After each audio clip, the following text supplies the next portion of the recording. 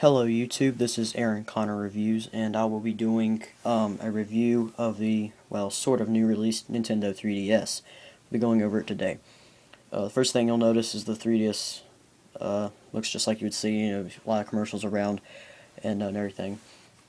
So, first basic information, the starting price, launch price was $249, and that is US dollars. It has now dropped, the price cut 6 months, I believe, after it was released, to $169.99. So almost $100 in difference right there and everything. A poll question today is the new PSP Vita is coming out this February in the United States and North America, and I was wondering if should I get it, and I'll be coming up with sort of a comparison thing when it comes to that. So stay tuned. Alright, first thing we'll start is the guts of the 3DS and hardware wise. If you'll look the top right here, you have two cameras or lenses that allow it to be 3D photography. You can see the screen is a shiny surface, unlike the DSi's matte finish, which I'm really not a fan of the shiny surface. I really like the matte finish, even though I never owned a DSi.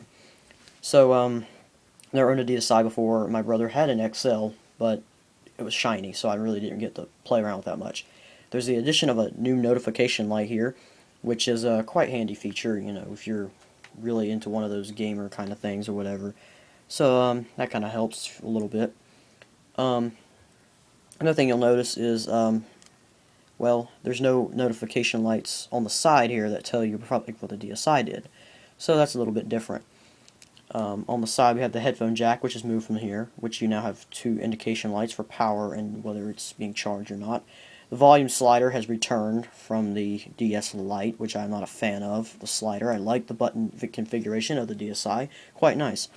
The SD card slot has moved again, which I'm not a really big fan of, and since every Nintendo 3DS comes with a 2GB SD memory card in every slot, it's quite nice, so you don't have to worry about buying extra money.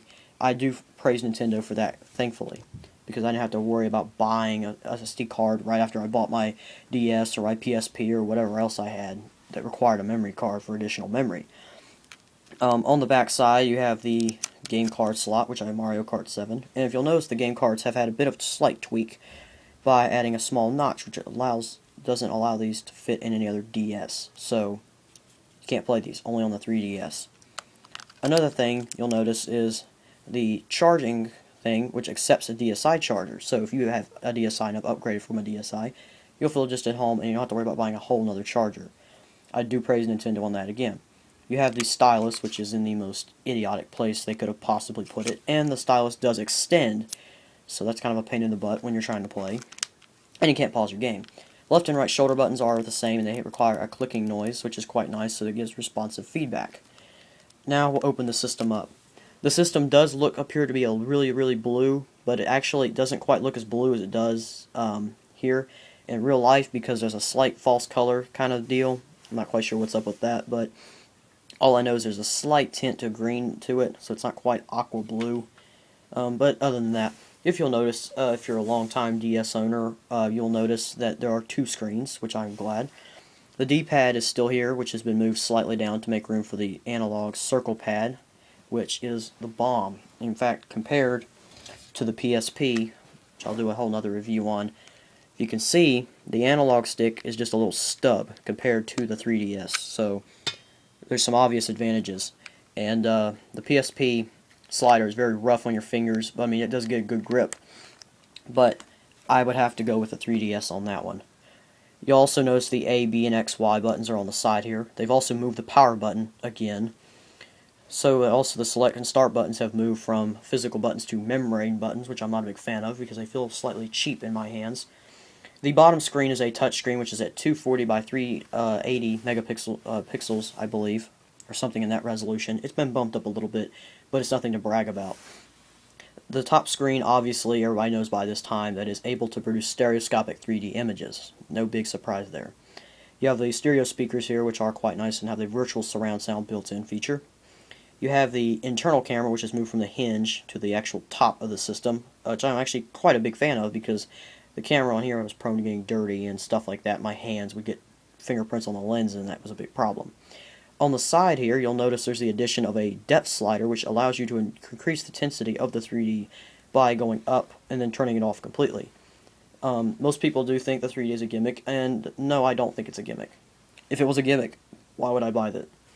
Anyway, the 3D depth slider is quite nice because it allows you to flip the 3D right off in a split-second notice, which I'm a big fan of, in case you don't really like the 3D or you just don't want to have it on and need to take a break. Also, the wireless switch is something that's been moved. Most people don't like it, but I actually like it because you don't have to go into your system settings to turn the wireless off to save the battery, which I do when there's no wireless around or I don't want Street Pass on, which I'll get into those features later. This video is just mainly a hardware review, so I'm not going to go on much software review right now. Either way, this top screen has also been, if you can't really tell from the camera glare, has been slightly enlarged from a widescreen version, which is quite nice, so it's a little bit bigger. The resolution is also 840 by 460 or something like that. I'm not quite sure on those numbers. But either way, the resolution has been bumped up. It's not going to wow anybody, but it works. That's the nice thing.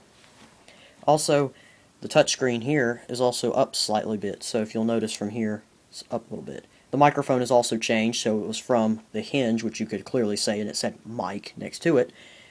Here, it's changed from the bottom of the touchscreen. I'll be honest, Nintendo should have probably just left it the way the DSi did instead of focusing on it too much. So you might feel a little bit confused at first, but eventually you'll get the hang of it. We'll turn the system on real quick. Just a tap of the button, which will take a second. Turn the volume down. And I'll turn the brightness down a bit so we can see it without blinding your eyes. Alright, this is the Nintendo 3DS home screen, and as you see, it's getting ready to die, which I will bring into my next thing. The battery life is utter crap. It just about anywhere, any site you will read will give you honest reviews, and there is no comparison. The battery life you'll get anywhere from 3 to 5 hours. You know, everybody knows it, even Nintendo knows it, because obviously they've got power packs out there, such as example the Nyko power pack, and that's just one of them. Either way, it's kind of idiotic, the fact that it's a portable game system. It should have excellent battery life. Of course, not everything is perfect, so the 3DS isn't perfect, even though I bought one. Either way, you have a nice detail. Unfortunately, I can't show you the 3D effect because you literally have to be here to see it, to believe it, because it only works by using natural eyes. And it supposedly, in Nintendo's own words, is a natural 3D, unlike some people who give headaches a lot. I actually myself has only got a handful of headaches, but that was when I was playing in the car, so I usually get car sick. Either way, the entire overhaul has been quite obvious. The 3DS menu is a little bit different from the DSi menu, even though you can turn it into the DSi menu, which is quite nice in case you were a big fan of that. You can also make it bigger to screen, which is the most common one used in the demos and the game commercials, or the three screens like the Wii. You also get bigger, bigger, bigger, bigger, in case you have a lot of titles on your screen. I usually prefer to have it on the 2 screen. I don't know why, just me. Either way, you can use your analog stick to navigate through here. At the top screen, it shows a picture of it, whether you're connected to the internet, and all sorts of other stuff.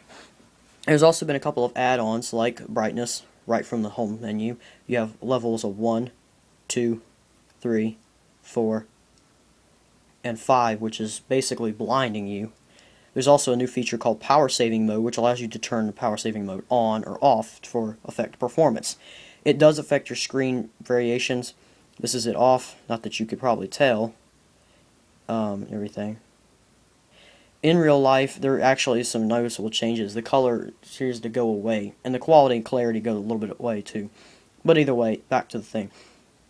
Nintendo has also added something called health and safety information for obvious reasons, of 3D being for 7 and under, which is a new warning, because when they first launched it was 6 and under, so Nintendo really honestly can't make up their own mind. There's also a whole lot of other applications here available. One is the 3DS camera.